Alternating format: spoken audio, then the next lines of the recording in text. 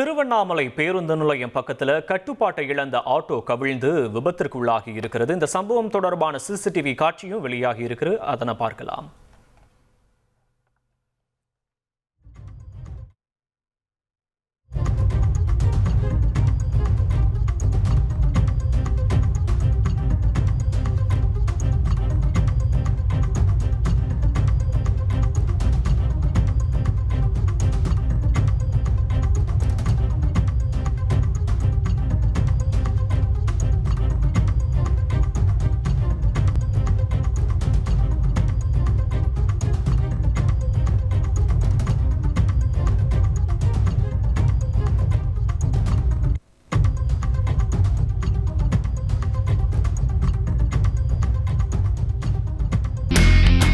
இனி செல்லும் இடமெல்லாம் செய்தி.